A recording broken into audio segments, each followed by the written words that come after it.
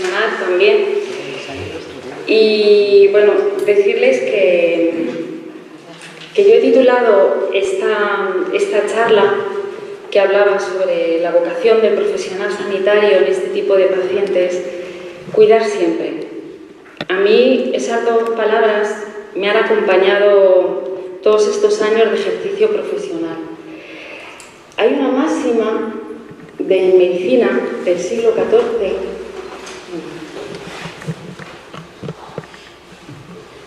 que dice: curar a veces, aliviar a menudo, pero cuidar siempre. Si tuviéramos que hacer una máxima en el siglo XXI, pues sería esto.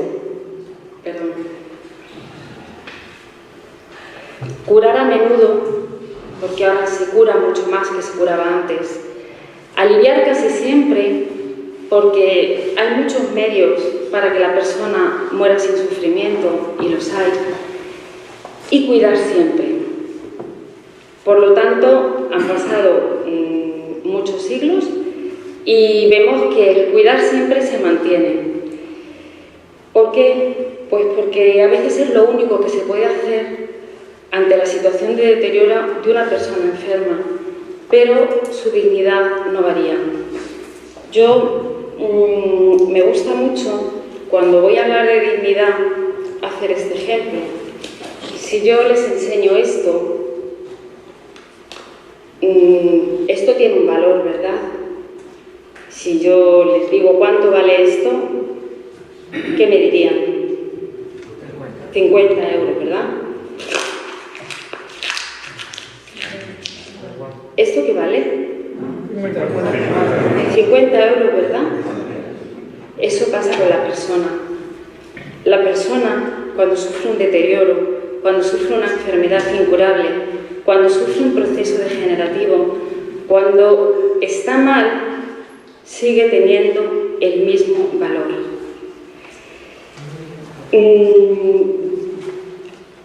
Me gusta mucho esta definición de dignidad del paciente. Dice que es el derecho de la persona a ser respetada, honrada y amada hasta el final de su vida.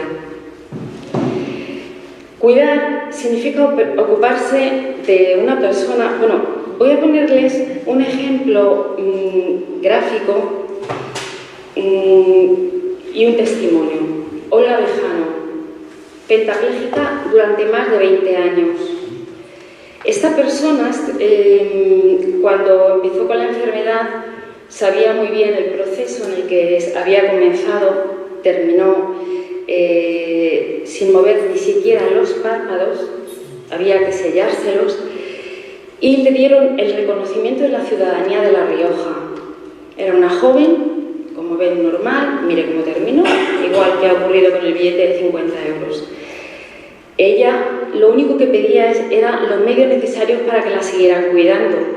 Ella incluso se escribía con San Pedro, Juan San Pedro, en aquel momento tan mediático como el que hemos vivido recientemente, y le decía: ¿por qué no gastas tu energía en luchar por vivir en vez de en luchar por morir? Ella luchó como una jabata hasta el final por la vida, y después de tener el reconocimiento de la ciudadanía, cuando solicitó 2 enfermeras a domicilio, porque era donde ella quería terminar sus días, y el sistema sanitario se lo negó, tuvo el valor de devolver este reconocimiento.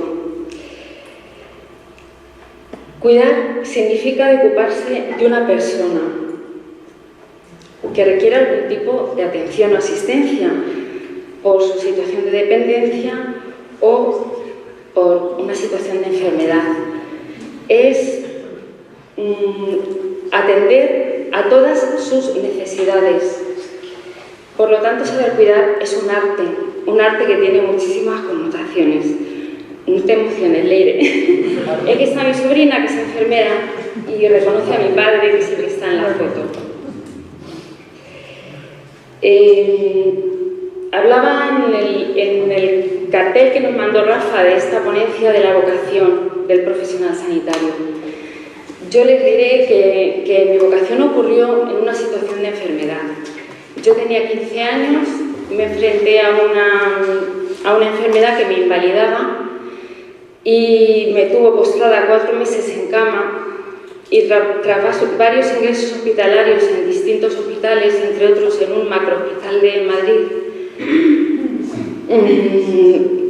me di cuenta de que la persona en esa situación de vulnerabilidad necesita ser querida y no solo tratada. Y ahí yo descubrí que quería ser enfermera para poder cuidar con este arte de amar, que implica, como dice Chiara Lubich, ¿no?, que se supere el estrecho horizonte entre el amor simplemente natural o la profesionalidad, sino que exige que vivamos el otro, en cierto modo, para asumir sus sufrimientos, ¿no?, y sus necesidades, y poderlo comprender y ayudar de una forma eficaz. Hace 24 años, por circunstancias, pues empecé a trabajar en cuidados paliativos en una de las primeras unidades de cuidados paliativos para pacientes oncológicos en el Hospital Gregorio Marañón, y descubrí que atender a los enfermos terminales es un plus en esta vocación de enfermería. El abordaje integral a esta persona, que en teoría ya no hay nada que hacer, me apasiona. Soy una defensora de todo lo que hay que hacer cuando para curar ya no hay nada que hacer. Con estos pacientes oncológicos aprendí muchas cosas. El salir al paso de todas estas necesidades para darle esa calidad de vida que definía también Fernando, que es algo subjetivo, que no es lo que yo quiero darle, sino qué necesitas tú que yo te dé. Me parece que generaba relaciones muy profundas con cada uno de ellos, y me ayudó mucho también a vivir y a quererlos en el momento presente. No sabía si el mañana llegaría, con lo cual mi todo como profesional y como persona lo tenía que entregar en ese momento, ¿no? También con las familias, tu profesionalidad, tu humanidad, tu seguridad, tu transmitirle no vais a estar solos, nosotros vamos a estar siempre ahí, ¿no? Ese apoyo, esa orientación, ese hombro. Yo soy enfermera hombro. Que puedan venir siempre, que incluso que sean protagonistas de los cuidados del final, que enseñarles para que ellos puedan colaborar y sentirse artífices de eso del final, ¿no? Luego después, dentro de esta vocación, un pasito más, y me piden los hermanos de San Juan de Dios iniciar una unidad de cuidados paliativos para enfermos terminales de SIDA, que eran liberados, eran excarcelados por el antiguo artículo 60, y que se los liberaba pues para terminar sus días en un entorno digno. Ahí me encontré no solamente con unos pacientes condenados a muerte, sino también condenados a una muerte social, abandonados, la mayoría con problemas de toxicomanía, con trastornos de conducta, también por un pasado carente de valores y lleno de muchas conductas viciadas. Y ahí lo más que aprendí fue la gratuidad, dar todo a fondo perdido y valorando su dignidad, que era tan importante como la mía, a pesar de su pasado, a pesar de su agresividad y a pesar de su pobreza, con P mayúscula. Aprendí a no juzgarles, a no culpabilizarles, pero también aprendí a que ellos supieran perdonarse, perdonar su pasado y centrarse en su presente, un presente que para algunos era muy afortunado. Os voy a contar el caso de Víctor, un chico de 25 años. Cuando estaba terminando sus días, me llamó y me dijo: María Jesús, quiero decirte una cosa. He vivido como un perro toda mi vida y muero ahora como una persona que se siente muy querida. Gracias. Esta persona no se me ha olvidado nunca. Hablo de hace muchos años y no se me ha olvidado ni se me olvidará. La relación con las familias en este caso era casi inexistente porque habían roto el vínculo familiar hacía muchos años. Pero cuando se les comunicaba que estaban hospitalizados, algunos se acercaban por allí y muchas veces era nuestro comportamiento y nuestra actitud hacia ellos de compasión que me gustaría explicar a los defensores de la eutanasia, que compasión es padecer con y no otras cosas, pues realmente les ayudaba a perdonar su pasado. Y una de las cosas que más serenidad y más paz les daba en el final de sus días era vivir una reconciliación con su familia.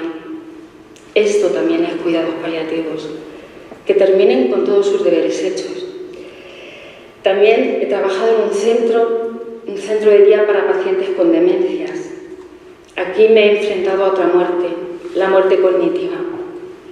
Ir viendo día a día cómo merman las capacidades de una persona, ir adaptándote en la comunicación, ir adaptándote en el manejo de los trastornos de conducta, ir intuyendo las necesidades que tiene porque a veces ni siquiera las puede expresar.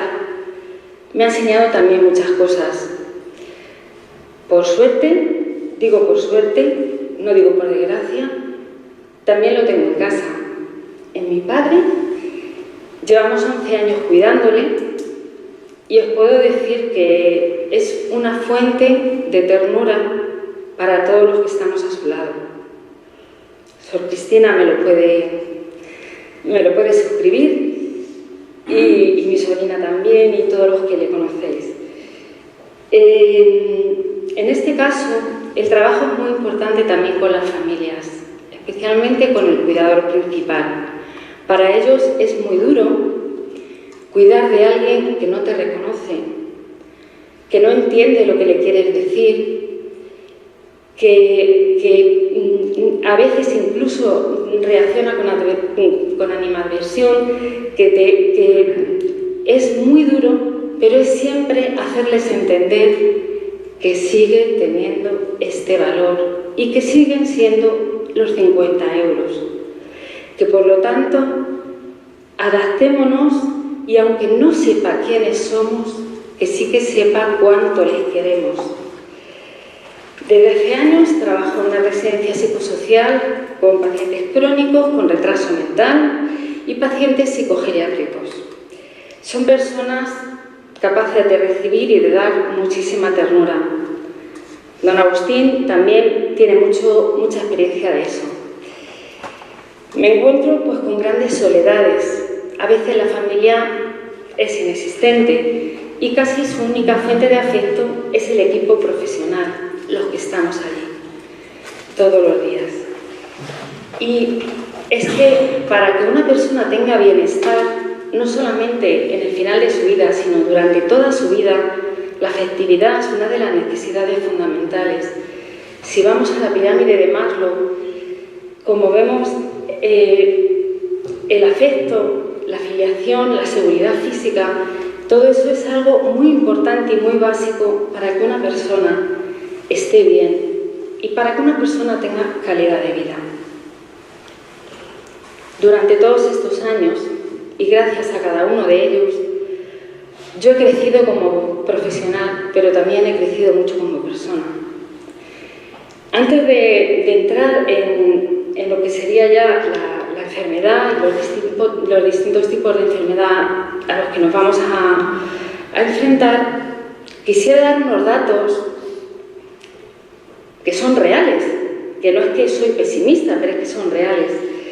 Según el INE, los últimos datos del INE, actualmente el 17% de la población son mayores de 65 años. De ese 17%, el 25% son octogenarios. Pero es que los estudios de proyección para el 2050 es que el 30% de la población serán mayores de 65 años, pero más del 35% serán octogenarios. Con lo que la ONU sitúa a España como en el 2050 será el país más envejecido del mundo. Con este panorama quiero sensibilizar, aunque todos los que estéis aquí estéis muy sensibilizados, en el que nuestros mayores se merecen unos buenos cuidados en el final de su vida. Bueno, la enfermedad, sabéis que es la alteración de la salud, que según la OMS es el estado completo de bienestar físico, psíquico, social y no solamente la ausencia de infecciones o enfermedades y en armonía con el medio. Pero desde mi óptica como enfermera, a mí me gustaría decir que es un proceso y que empieza con el desequilibrio de alguna de estas dimensiones, como todos nosotros hemos experimentado en algún momento.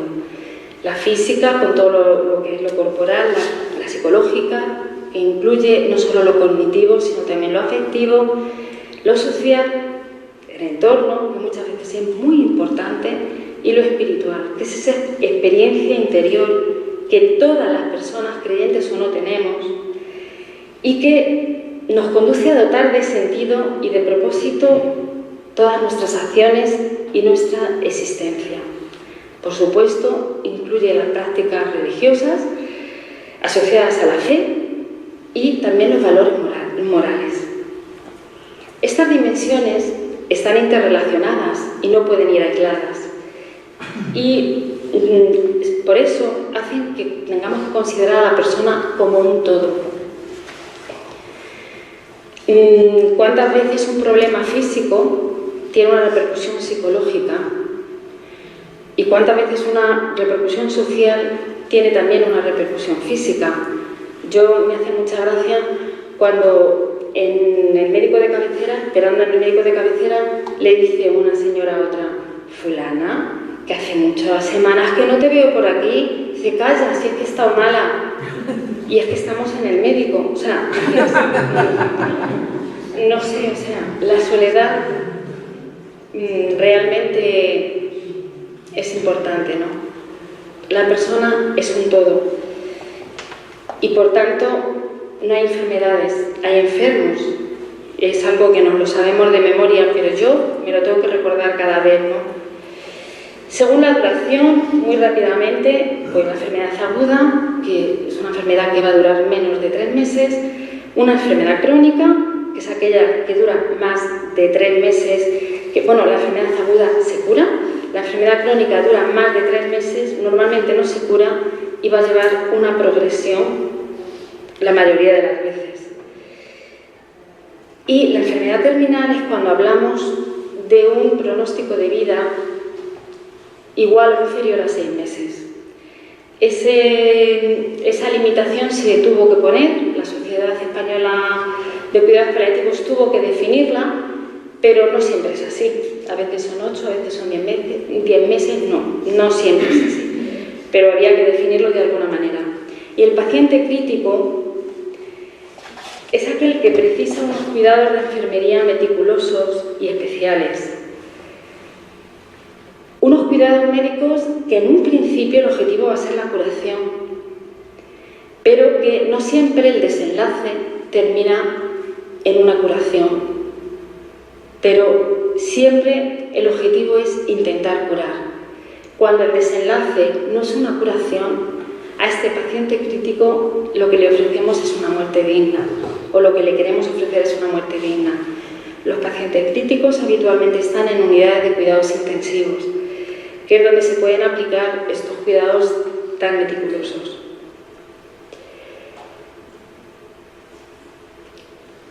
La medicina paliativa nos lo ha explicado muy bien Fernando. Yo la voy a dar 4 pinceladas, ¿no? De lo concretamente la respuesta que nos da es técnica, eficaz, humana y ética. Lo ha dicho muy bien él también. Los que nos gustan y nos dedicamos a los cuidados paliativos no somos enfermeros de segunda ni médicos de segunda. Somos profesionales especializados en cuidar al enfermo terminal y en hacer un abordaje integral tanto a él como a la familia.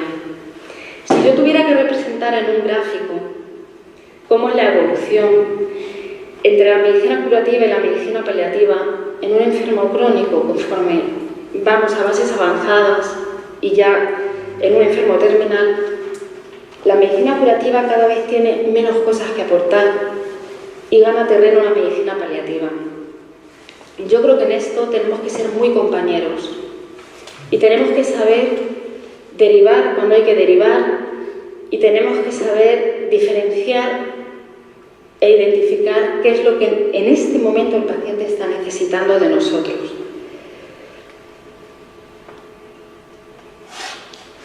Pilares de la medicina paliativa: control de síntomas físicos, problemas psicológicos, sociales y espirituales.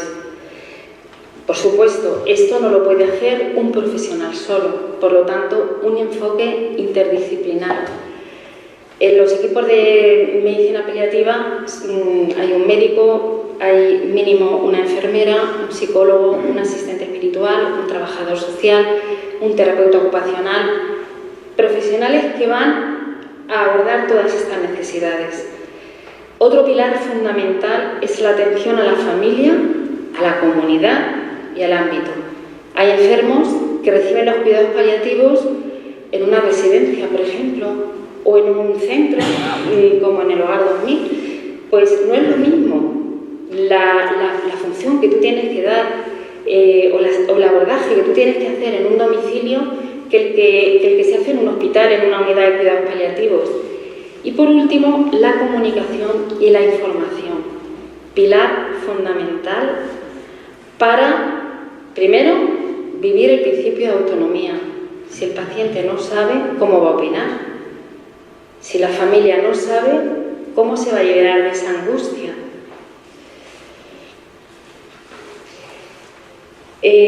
La Asociación Europea de Cuidados Paliativos habla y define como un cuidado total activo de los pacientes cuya enfermedad ya no responde a un tratamiento curativo.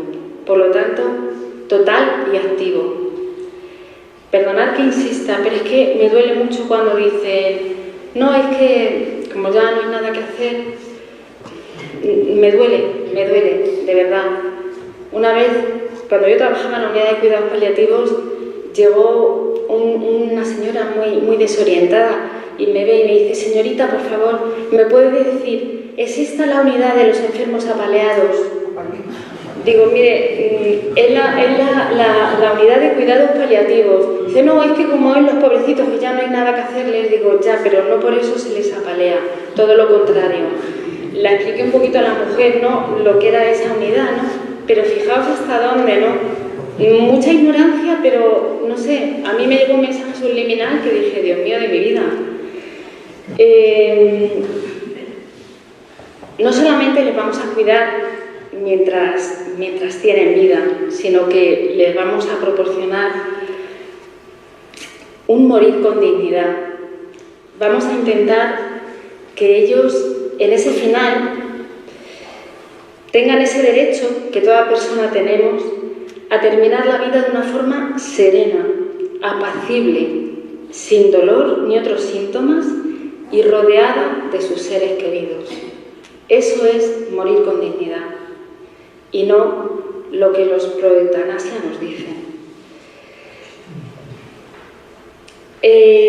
Cicely Saunders, que fue la fundadora de Cuidados Paliativos, hablaba de que el abordaje a la persona en esta situación no es solo un control de dolor. Es verdad que es uno de los síntomas más trágicos y que más sufrimiento provoca en la persona. De hecho, yo en mi experiencia en cuidados paliativos he visto 2 peticiones de eutanasia y las 2 han sido cuando nada más entrar a la unidad de cuidados paliativos venían con una intensidad de dolor 9 sobre 10. Yo no sé si en esa situación, yo no sé ni lo que pediría.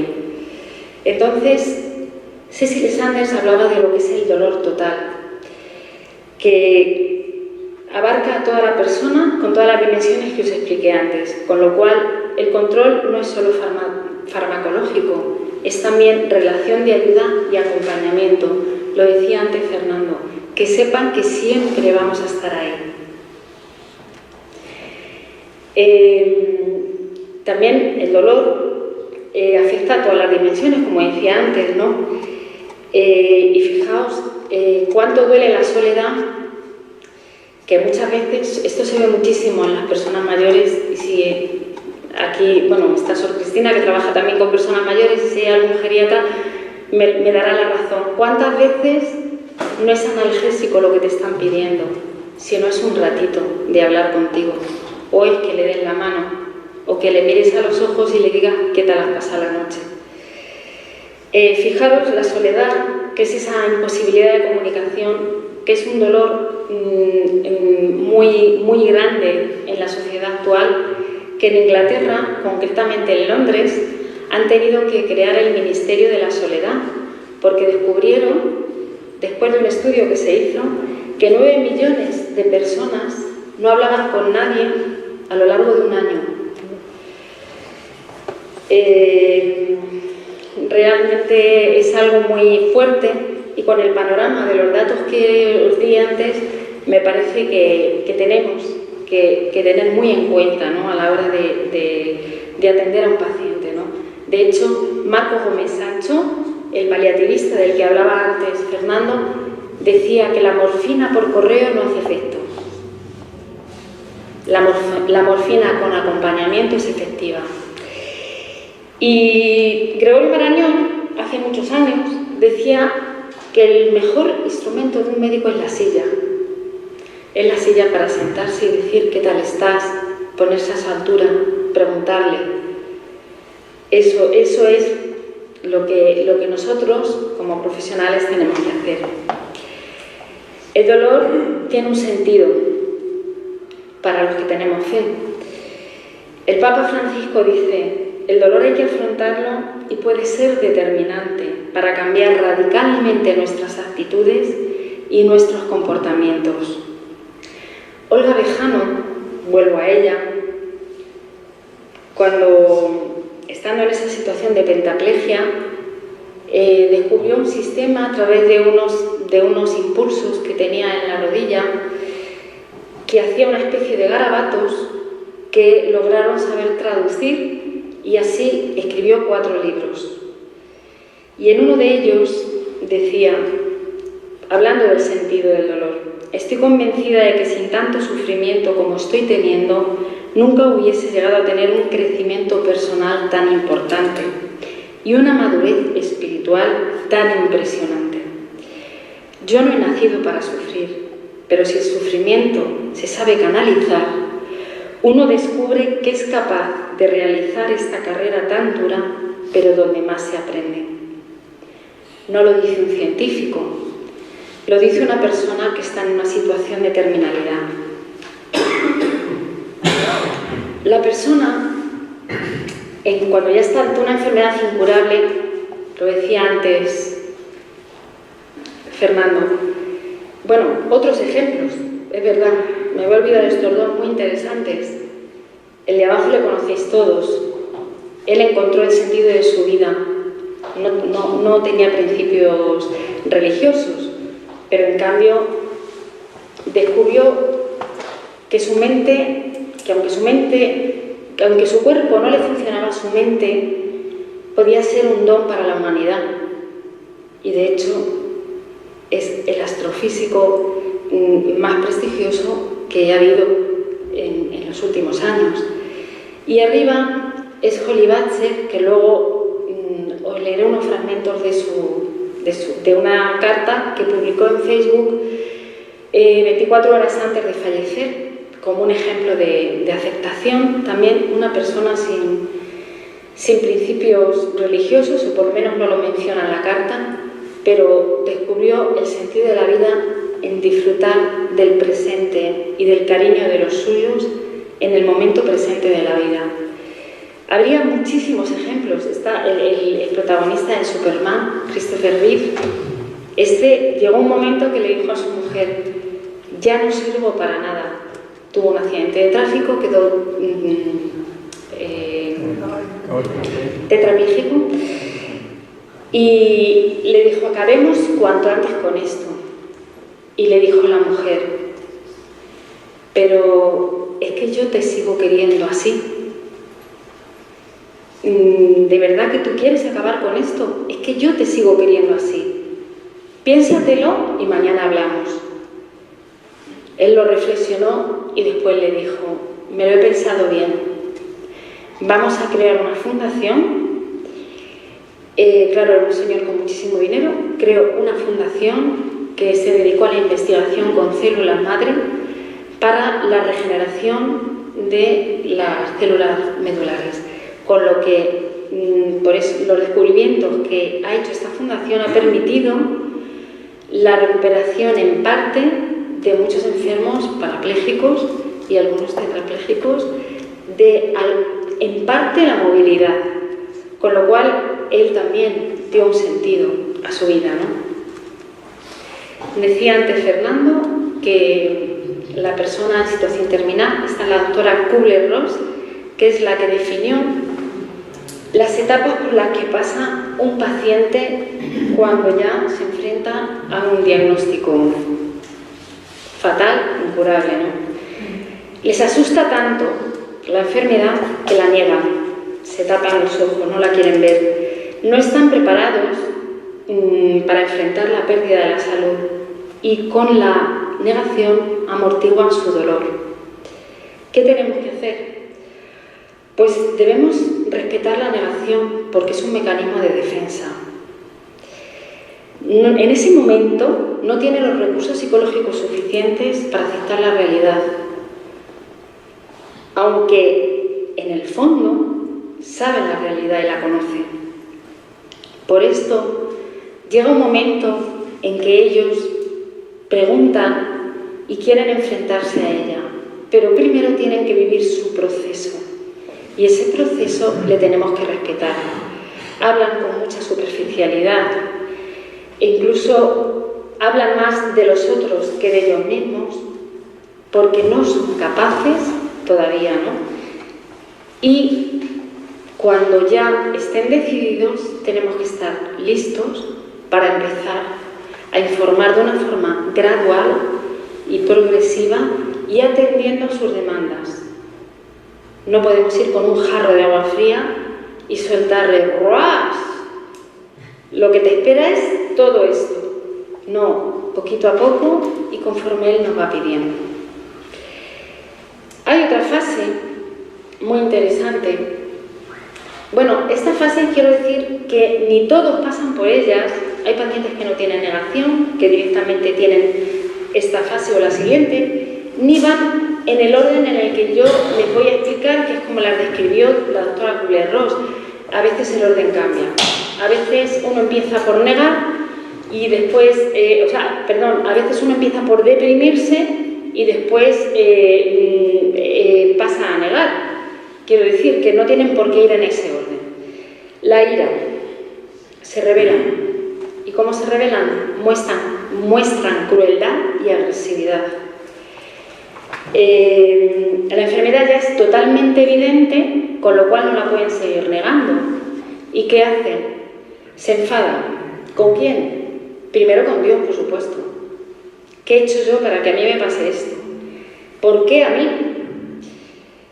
Yo quiero decir, y si me equivoco, que Rafa me corrija, que Dios nunca es culpable, que el dolor existe, que la enfermedad existe, que el sufrimiento existe y que la maldad existe, pero que Dios no es culpable, que Él nos acompaña para que lo podamos vivir mejor y para que le demos un sentido.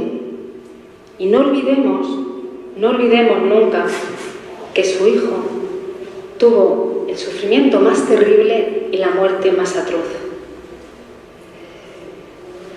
También con el personal sanitario se enfada. ¿Por qué?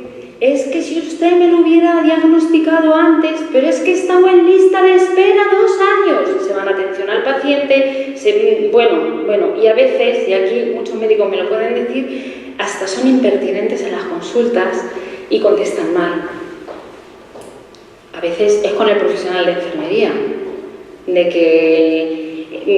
que como no tienen con quién, pues tú vas a cogerle la vía y recibimos una de improperios que no nos merecemos, pero también ahí tenemos que estar y saber manejar esa ira, pues permitiéndole que exprese sus sentimientos, a veces el tono de voz, nuestra no impasividad, porque no es impasividad, pero no nos afecta, no nos puede afectar su ira.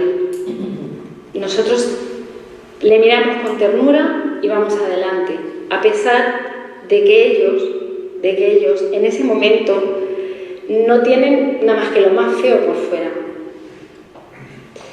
A veces es con los familiares, y curiosamente con los familiares más cercanos, porque no se sienten comprendidos. Y aquí quiero hacer un apunte. Esto sucede sobre todo, y es evitable, cuando hay conspiración de silencio. Que no sepa nada, que no sepa nada, que no diga nada, que nada. Y te llega y te dices, si es que no quiero ni que venga, porque vienes y me van a hablar del tiempo. Y tú dices, Dios mío, si supieran lo que están sufriendo, porque no quieren hablar del tema, porque no quieren afrontar y abordar juntos la situación, lo que están sufriendo. Entonces, muchas veces el enfado lo provocamos por un no saber estar. Y a veces el enfado y la ira es con ellos mismos. En los pacientes de SIDA lo he visto mucho. Es que esto me lo he buscado yo. Frase lapidaria. O en los fumadores con el cáncer de pulmón. Si ya me lo dijeron. ¿Qué hacer en este caso? Hay que ayudarles a tener autoperdón, a perdonarse, a decir, el pasado ya no existe y el mañana todavía no lo tenemos, aunque no será un mañana como quisiéramos, pero no lo tenemos. ¿Qué tenemos? Tenemos el hoy. Entonces, no te aferres a lo que has hecho mal o a lo que has vivido mal. Aférrate al hoy. El ejemplo que os contaba de Víctor y tantos otros, os puedo decir que disfrutaron muchísimo los meses que estuvieron en la unidad con nosotros. Y puedo decir que fueron personas felices. A lo mejor más felices que cuando hacían lo que quisieran, donde estaban y metiéndose de todo al cuerpo. Otra fase es la de pacto o negociación.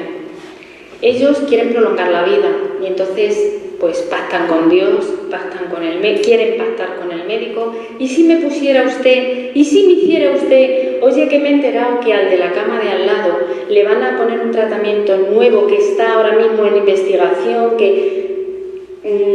esa fase de pacto es muy interesante porque hay que escucharles con empatía, pero a la vez nosotros tenemos que reconducir los deseos del paciente a respuestas realistas, a respuestas terapéuticas que realmente se puedan hacer. Y eso supone muchos momentos de comunicación, muchos momentos de pararnos con él. Y luego, pues eso, hay que facilitarles sus pequeños proyectos. Antes decía Rafa, había uno que tenía una gana de gazpacho y yo decía, y este hombre que se va a morir con la gana de gazpacho, me fui, le busqué un gazpacho y qué feliz fue con su vaso de gazpacho 2 días antes de morir. Pues sí. O a veces es facilitar, por ejemplo, a un familiar el poder asistir a la boda de su nieta con una bomba, preparándole una bomba de medicación intradérmica para que pudiera salir del hospital, ir a la boda. Pues sí. Hay una asociación que a mí me gusta mucho que se llama Pequeños Deseos y se dedica precisamente a salir al paso de las necesidades de los enfermos terminales, concretamente de los niños, y cumplir sus deseos. Y se financia, pues eso, de todo lo financiable para poder cumplir esos deseos. Esta fase la ha descrito también Fernando, es donde está el peligro de estas peticiones de suicidio, aunque yo concretamente, en fase de depresión, los 2 casos os he dicho que eran por un dolor muy, muy, muy intenso, ¿no? Que cuando se controló, se dejó la demanda desapareció. Aquí ya no pueden más, se rinden ante lo evidente y su vida ya ven que ha cambiado drásticamente a todos los niveles, y el paciente está abatido, muestra tristeza profunda, está inhibido, muy poco comunicativo. Aquí hay que respetar profundamente los silencios, permitir que cuando quiera exprese el dolor y acogerlo, y vuelvo a la palabra mágica, empatía. Comprendo tu tristeza, comprendo tu dolor, pero aquí estamos, ¿no? Frases de ese tipo que no son frases hechas, que salen. En esta fase, cuando Olga Bejarano pasó por una fase un poco parecida a la depresión, porque fue una jabata de principio a fin, ella recibió un libro que era un artículo de una revista que le mandaba un amigo muy amigo, y en ese artículo descubrió una frase que para ella fue fundamental, ¿no? Decía: no quise vivir muriendo y elegí la vida. Así podré sonreír cuando llegue la muerte y morir viviendo. Es de Rudyard Kipling, un escritor británico, pero dijo: esto es lo que yo quiero ser, que cuando me recordéis así, ¿no? Y por último está la fase de la aceptación. En la hoja que habéis cogido del Buen Samaritano está el testimonio de Clara Badano. Es una joven italiana que con 17 años, por un osteosarcoma, en menos de un año, en un año y poco, pues falleció. Ella, tardó 20 minutos en asumir que no quería hablar con nadie, que no quería ver a nadie, que solo se tumbó en su cama. Tardó 20 minutos en asumir lo que significaba el diagnóstico que le habían dado, ¿no? Pero después de esos 20 minutos fue tal la carrera que hizo de, no sé ni cómo definirlo, ¿no? Pero de testimonio a lo bestia, que ya es beata y está en proceso de canonización, y es una mujer que terminó sus días diciendo: mamá, sé feliz porque yo lo soy. Antes os comenté, esta persona tenía sus valores cristianos, evidentemente, pero Holly Batcher, que sí que salía en la foto antes con Hopkins, en la que publicó esta carta, solo voy a leer unos fragmentos, ¿no? Porque es una carta muy larga y tuvo el arrojo de publicarla 24 horas antes de morir. Ella decía: es extraño darse cuenta y aceptar que uno va a morir a los 26 años. Es algo que no quieres pensar, es más, prefieres ignorarlo. Los días pasan y siguen pasando, hasta que llega lo inesperado. Yo siempre pensé que llegaría viejecita. Yo iba a tener una bonita familia, con hijos, y planeaba esto con amor, con el amor de mi vida. Yo quería tanto que fuese así, que duele pensarlo. Pero es que eso es lo que ocurre con la vida, que es frágil, valiosa e impredecible. No olvidemos que cada día es un regalo y no un derecho. Yo no quiero dejar esta vida, soy feliz, pero he perdido el control, no puedo hacer nada contra esto. Así que os digo que no os preocupéis por las pequeñas cosas de la vida, que seamos conscientes de que todos en algún momento vamos a desaparecer. Y empezó a decir una retahíla de cosas de todo lo que teníamos que hacer, ¿no? Os voy a decir solo alguna, ¿no? Dice: sacar el máximo partido de la vida y de vuestros seres queridos mientras os encontréis.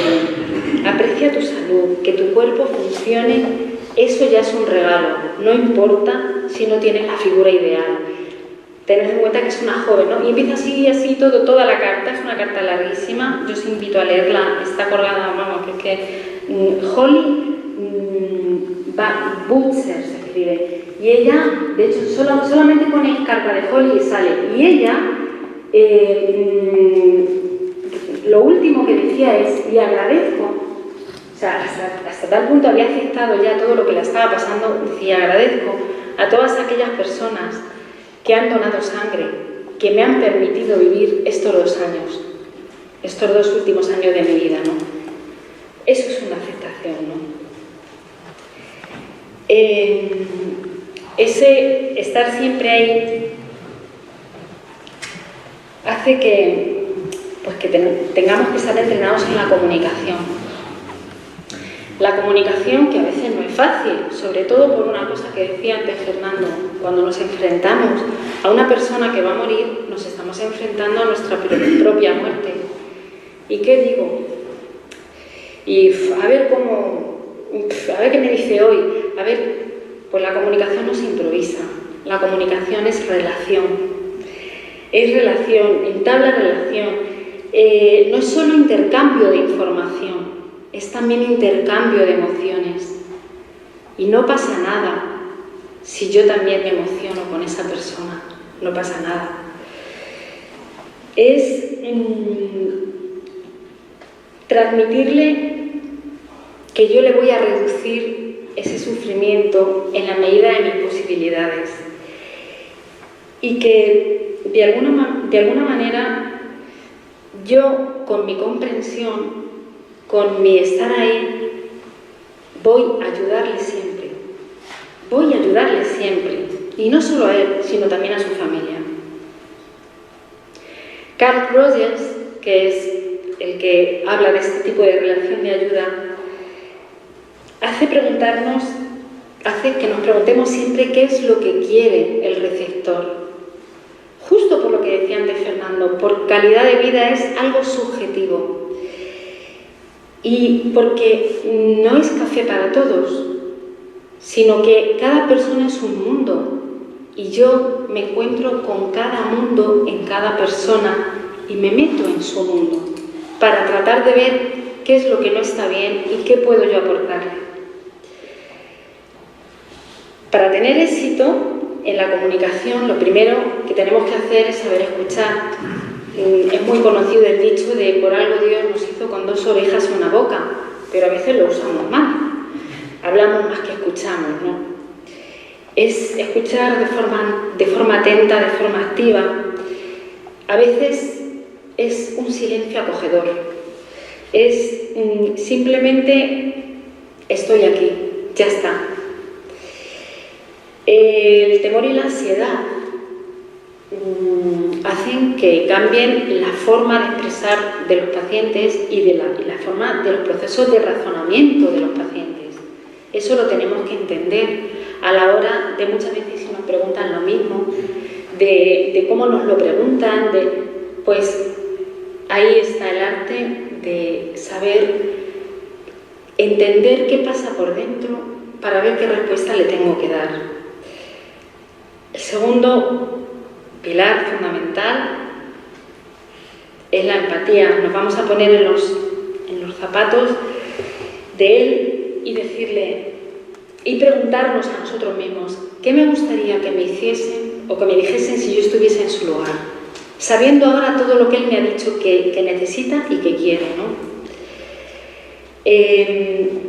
Stephen Covey, que es el autor de los 7 hábitos de la gente altamente efectiva, dice que cuando muestras profunda empatía hacia otros, baja tu energía defensiva y sube y es reemplazada por una energía positiva, que es la única que permite que tengas creatividad para poder resolver los problemas.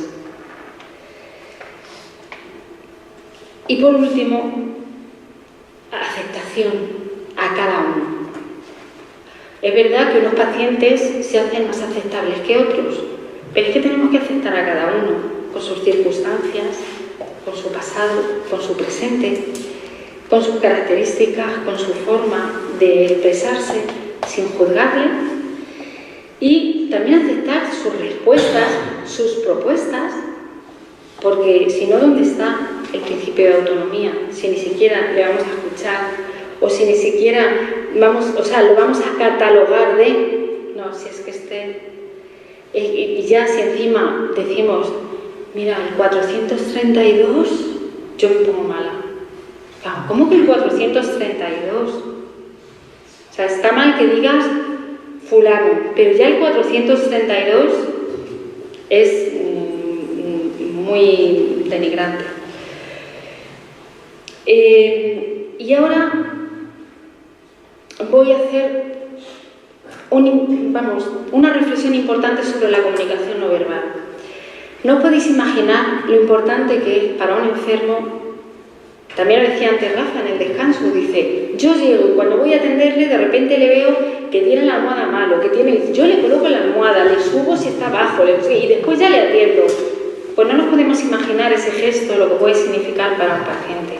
O simplemente darle la mano, o simplemente, o sea, cualquier cosa en nuestra expresión, en nuestra sonrisa, es ya comunicación. Pero es que, al final de la vida, más del 80% de la comunicación es solo no verbal. Solo no verbal. Y no por eso tenemos que dejar de comunicarnos con ellos. No. Tenemos que comunicarnos, pero en su idioma. ¿Y cómo podemos?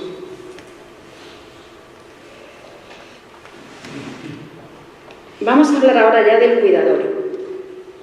Cuidador, llámese profesional de enfermería, llámese auxiliar de enfermería o llámese familiar. Los pilares del cuidador. La mente. Pensar bien. El corazón.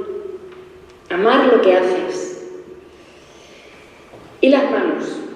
Hacer bien lo que hacemos. O sea, tenemos que ser buenos profesionales. Tenemos que saber bien lo que hacemos, lo que tenemos entre manos. Sin olvidar, por supuesto, la mirada, una mirada de ternura, de complicidad, de seguridad, de certeza de no abandono. Y la sonrisa, que luego más adelante hablaré de la sonrisa porque es muy terapéutica, tanto para el que la da como para el que la recibe. Por lo tanto, es necesario que el cuidador tenga profesionalidad, que incluye conocimientos y experiencia, humanidad, ser más humanos, como decía antes Fernando, compasión, padecer con, te acompaño en tu padecer, y cariño. ¿Cuál es el proceso que experimenta un cuidador? Primero va a tener que atender unas necesidades, por lo tanto tiene que haber un acercamiento. Conocer. Voy a ir en profundidad, porque lo que no se conoce no se ama. Después, comprender. Ah, vale, ya sé lo que te pasa. Entonces, ahora, ¿por dónde empezamos? ¿No? Voy a comprender lo que tienes, lo que quieres, lo que necesitas y vamos a ponerlo en manos a la obra. Y amar desinteresadamente. Amar desinteresadamente. O sea, no puedo pensar en, madre mía, qué petardo. Y no viene el pensamiento, y a mí la primera. Porque cuando te llaman 19 veces al timbre, 19 ya llega un momento en el que es que dices, y otra vez con lo mismo, y otra vez con lo mismo. Amar desinteresadamente. Aquí para romper un poquito el momento, como decía Fernando, él pone fotos de nieve, yo os cuento anécdotas. Con una de las pacientes psicogeriátricas estaba haciendo una cura, ella con el botiquín, la puerta cerrada, ella insistentemente en la puerta, pom, pom, pom, pom, pom, María Jesús bonita, María Jesús bonita, pom, pom, pom, pom, María Jesús bonita, María Jesús bonita. Ahora no puedo, justa, cuando termine, después de 10 veces por lo menos, os lo prometo, de verdad, ya le dije, justa, que no estoy. Y me dice, bueno, pues cuando vengas me avisas. Real como lo estoy contando. Para decir que a veces nos sacan de nuestras capacidades porque nos ponen muy al límite, ¿no? Pero por eso tenemos que pensar que nosotros tenemos que vivir esta calidad asistencial y que vivir, que va a tener una repercusión positiva no solamente en el paciente, que por supuesto que le va a dar mucha más calidad de vida, sino que también va a tener una repercusión positiva en la institución, porque seremos más eficientes. Y cómo no en la persona, porque nos va a realizar como profesionales y como personas, ¿no? Para todo esto tenemos que recordar nuestros principios éticos que, por supuesto, se ha hablado antes de ello, pero quiero profundizar en alguno de ellos, ¿no? El no hacer daño, porque siempre vamos a ofrecerle el máximo beneficio con el mínimo riesgo y el costo más bajo posible. La equidad, sin privilegios, sin preferencias, aunque sea un petardo. El respeto a la autonomía del paciente siempre, para tomar las decisiones que son inherentes a la persona. Esto a veces nos cuesta una pelea con la familia, y nos cuesta, y los médicos me lo podéis todavía confirmar más. O sea, es que no es lo que la familia quiere, es que es lo que él quiere, lo que él, tras la información que le hemos dado, ha decidido. El respeto a su dignidad como persona, en sus valores, en sus derechos, sus principios culturales, morales, religiosos, con respeto a su pudor y garantía siempre a una muerte digna. A mí, estando en cuidados paliativos, me ha tocado llamar a un imán, porque la persona que tenía mi cuidado en ese momento me lo estaba solicitando. ¿Y quién soy yo? Por muy cristiana que sea, ¿quién soy yo para impedir que sea visitada por su asistente espiritual? Pues eso es lo que tuvimos que hacer, ¿no? Y lo hicimos. Y esa persona pues tuvo la paz que necesitaba para llegar al final, ¿no? Por supuesto la confidencialidad, pero durante todos los procesos asistenciales respetando siempre el secreto profesional. Otorgar atenciones y cuidados a enfermeros conforme a los conocimientos vigentes, por favor. A mí esa frase de toda la vida se ha hecho así, yo me pongo mala. O sea, ¿cómo que toda la vida se ha hecho así? O sea, es que vamos evolucionando y la medicina evoluciona siempre. Y la enfermería, por supuesto, paralelamente. O sea, es que ahora hay esta técnica que es menos dolorosa, que es más eficaz, que es para el paciente más cómodo. Pues, o sea, los conocimientos vigentes y siempre atendiendo a sus necesidades con expectativas reales. Tampoco les vamos a prometer el oro y el moro cuando no se lo vamos a dar, porque entonces sí que tendrán desconfianza en nosotros.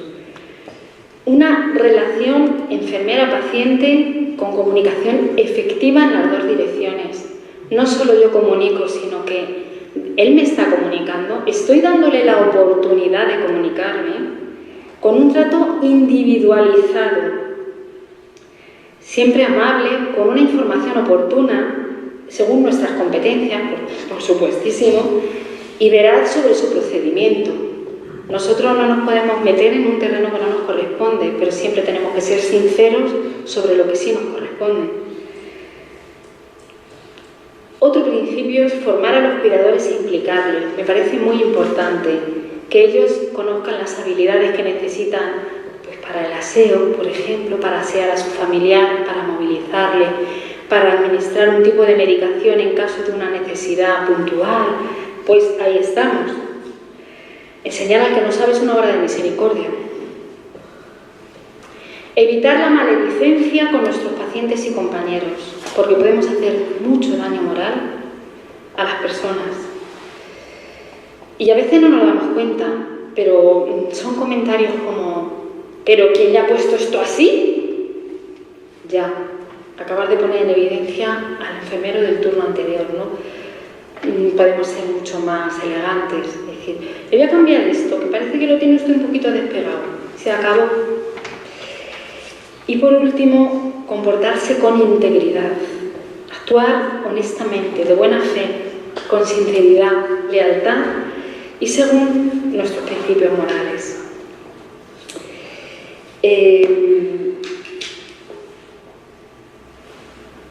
Las actitudes del cuidador también me parecen muy importantes tener en cuenta, teniendo de base estos principios éticos, pues la prudencia, que la prudencia no es solo preservar la integridad física, sino también a todos los niveles, saber escuchar, comunicar, se ha dicho ya. La actitud positiva. Vamos a transmitir esperanza dentro de la realidad, o sea, siempre dentro de la realidad, pero por favor seamos positivos con lo que podemos ser. Ilusionémosle con lo que todavía les podemos ilusionar, de que va a tener un permiso de fin de semana, o de qué bien que viene este fin de semana tu nieta de la beca Erasmus y te va a ver. reforzar todo lo positivo, la proactividad.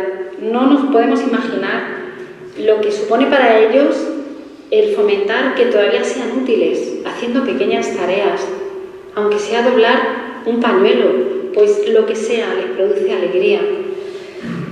Transmitirles refuerzos positivos de todo lo que hacen y no regañarles, por favor. Regañar a los enfermos es muy duro. Intentemos corregir desde creo que sería mejor que, o mira, vamos a hablar un momento, pero ¡fulanita! Yo no es superior a mi fuerza, ¿no? La creatividad nos permite anticiparnos a sus necesidades antes de que ellos nos las comuniquen. Transmitirles siempre tranquilidad y paz. Hay que enseñarles a relajarse, que a veces pues es eso, ayudarles a respirar. A veces es, aunque estemos de los nervios, bajar el tono y estar nosotros tranquilos. No se puede transmitir tranquilidad diciendo tranquilo, venga, tranquilo, que ya, ojo. Y es que a veces lo hacemos. Y me pongo la primera, ¿no? Enseñarles a ayudar a adaptarse. No os podéis imaginar a todo lo que se tienen que adaptar estas personas en el proceso. Cada día hay un cambio nuevo, cada día hay una nueva adaptación. Entonces, ese ejercicio es casi un ejercicio de gimnasia, porque es progresivo. La cercanía es estar siempre ahí y el buen humor. Antes decía que la sonrisa era terapéutica. A mí hay una definición de la sonrisa que me gusta muchísimo, que dice, es una línea curva pero que endereza todo. La vida, decía Tomás Moro, que la vida es demasiado seria como para vivirla seriamente. Y por último, los aspectos espirituales, ¿los puedo decir, Rafa, o me paso? ¿Sí?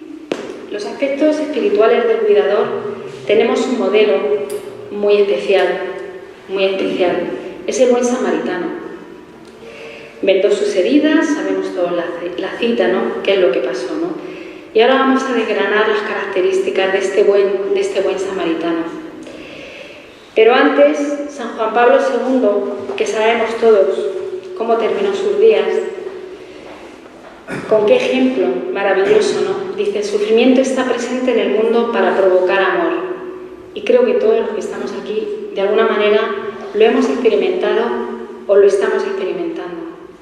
Para hacer nacer obras de amor al prójimo y para transformar toda la civilización en civilización del amor. El buen samaritano se para. Nos tenemos que parar, no podemos ir corriendo. Nos tenemos que parar junto al sufrimiento, dejar a un lado nuestro camino, ponernos en el lugar del que está en el suelo, del que está en la cama. Tu dolor es mi dolor y ahora yo voy a responder. Y respondo con amor concreto. Ama con hechos, pero no es un activista, porque su hacer brota de ser amor. Es un amor que toma la iniciativa, es el primero en amar. Siempre, enseguida, con alegría.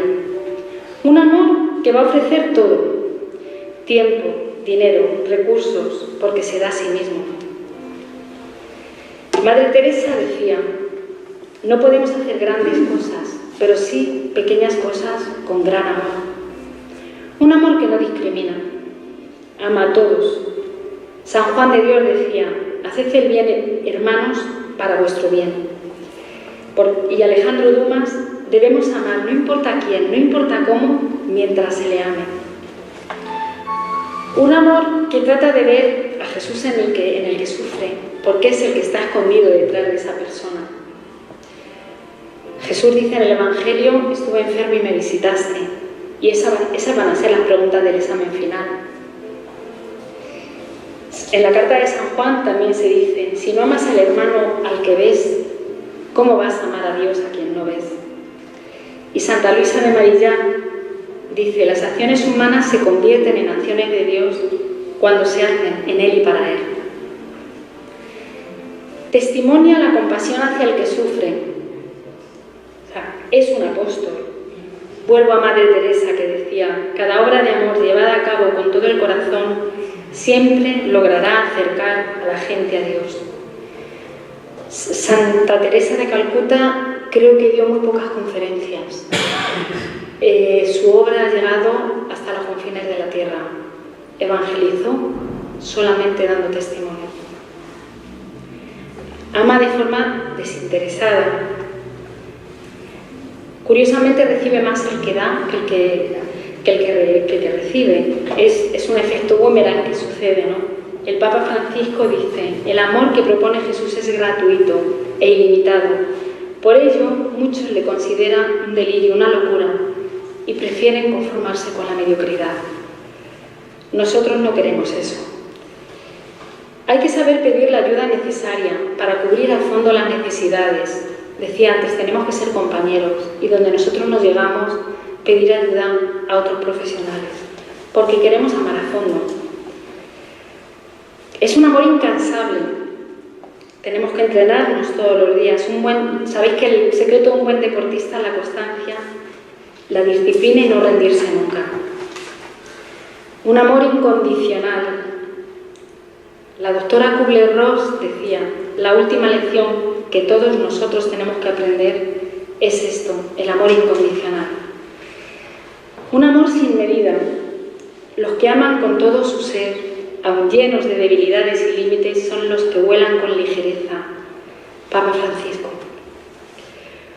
Un amor acogedor. Acoge al necesitado en todas sus necesidades. Un amor auténtico. No lo hace porque le vean. El buen samaritano no le veía a nadie. Pero, dice Madre Teresa, el amor auténtico, para que lo sea así, debe costarnos. Un amor silencioso. Antes se comentaba en el coloquio que hemos tenido que ha salido como muchos casos a la luz de lo que hay que se hace mal, muy pocos, pero es que hace más ruido un árbol que se cae que 1000 que crecen en el bosque. San Vicente de Paúl también decía: el ruido no hace bien, pero es que el bien no hace ruido. Un amor contagioso.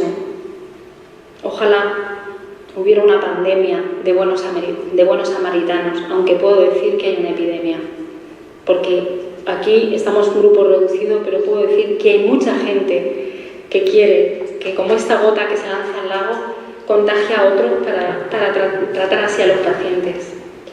Un amor que realiza. El cuidador encuentra su plenitud en la entrega sincera a los demás y experimenta la alegría y la felicidad. Gino Giordani decía: uno que no ama es un muerto que camina. Es un amor personalizado. Que podamos decir algún día, como decía Cecily Sanders: me importas porque eres tú y me importas hasta el último instante de tu vida. Un amor trabajado por Dios, porque esto no se improvisa. Estamos todos en camino. Estamos como el barro en manos del alfarero. Pero que algún día pues, podamos decir como María: el poderoso ha hecho obras grandes por mí. Y que algún día, como Madre Teresa dice, a veces sentimos que lo que hacemos es tan solo una gota en el mar, pero el mar sería menos si le faltara esa gota o una gota. Ojalá, y con esto termino, cuando vayamos, nos encontremos con Jesús cara a cara, nos diga: en verdad os digo, cuanto lo hiciste a uno el más pequeño de mis hermanos, a mí me lo hicisteis. Muchísimas gracias.